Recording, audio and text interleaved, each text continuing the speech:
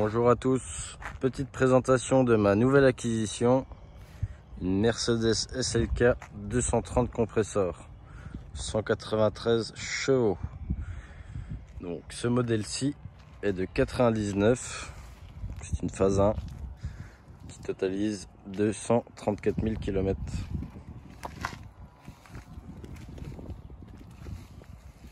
Donc un beau petit cabriolet à l'ancienne.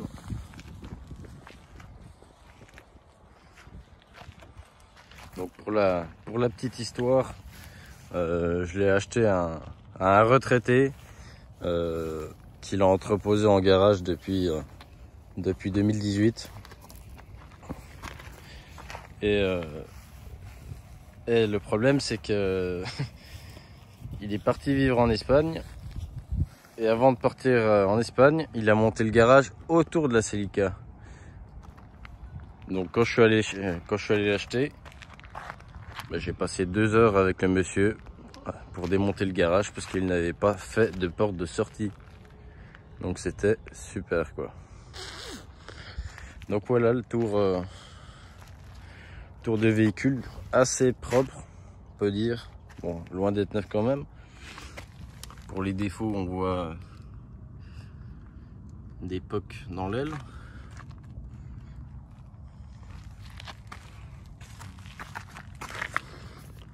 On voit que le pare-choc avant a déjà été changé, qui était rouge de base. L'anti-brouillard, la vitre est cassée.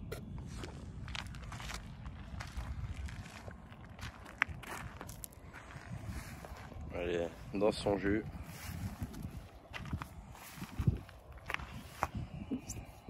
À peine de vernis qui s'enlève ici.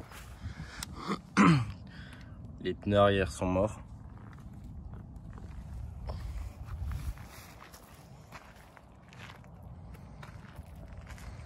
Non, niveau esthétique, pas trop grand chose à lui reprocher, on va dire. Si on passe sur l'intérieur.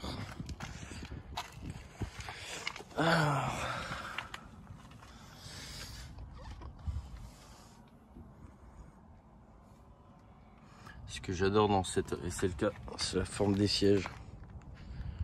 Vraiment belle. Donc on voit une usure de siège là, les plastiques vieillissants, le poste évidemment qui n'a plus son faisceau d'origine. Les commandes à l'époque étaient vraiment rustiques. La boîte auto.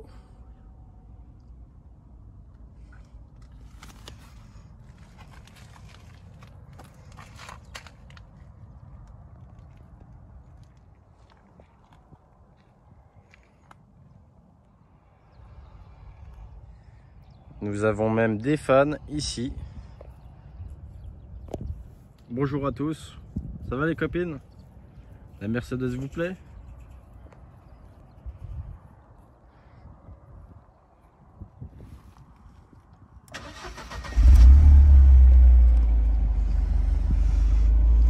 Donc sinon en voyant, il y avait un beau bout de scotch ici.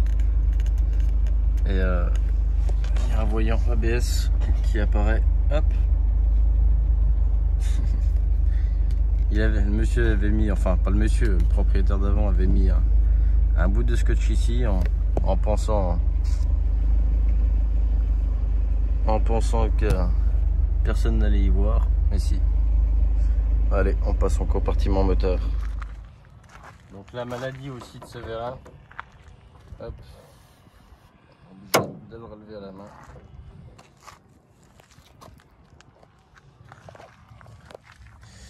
Donc le cœur de la maison, le moteur hyper fiable, vraiment réputé pour être incassable là-dessus.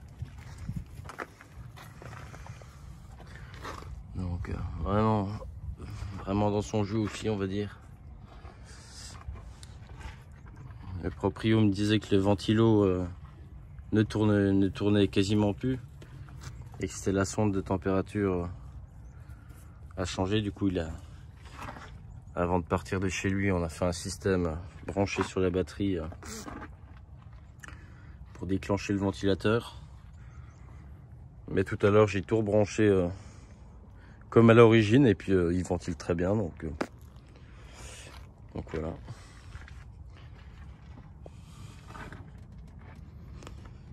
Le petit.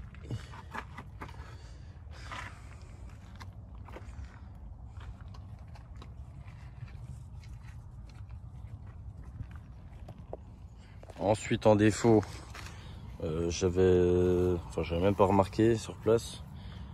Il y a la centralisation qui fonctionne pas. Il faut fermer les deux portes à clé. Et en général là-dessus, là on va pas y voir, mais il y a une pompe juste là en dessous, car c'est hydraulique. Et en général, c'est la pompe qui prend l'eau. Et c'est pour ça que la centralisation ne fonctionne plus.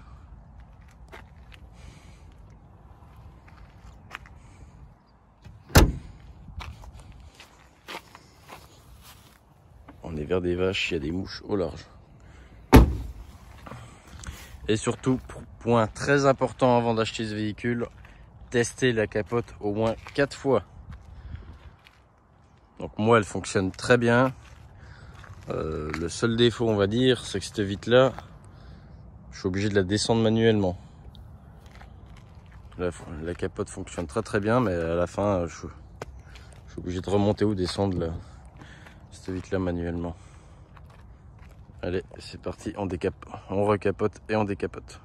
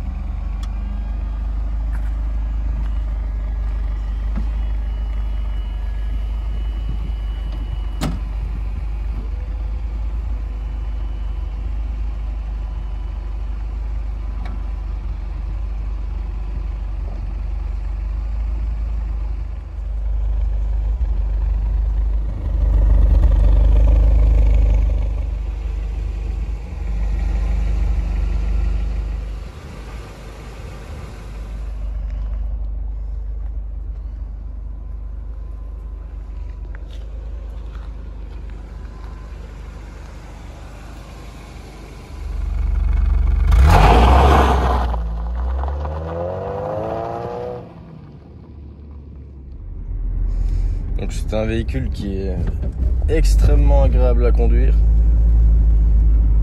avec la petite boîte auto.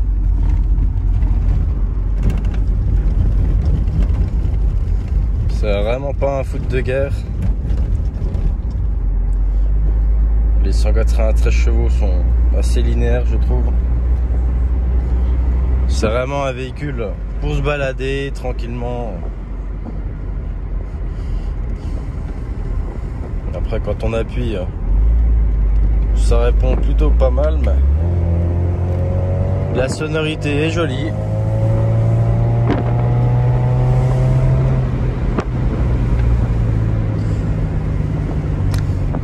Donc voilà, petit véhicule, plaisir pour moins de 5000 €, voire moins, même s'il y a quelques travaux, vous pouvez en choper une pas trop chère. Mais ça reste extrêmement agréable. Donc voilà, si cette petite vidéo vous a plu, n'hésitez pas à liker et vous abonner. A plus.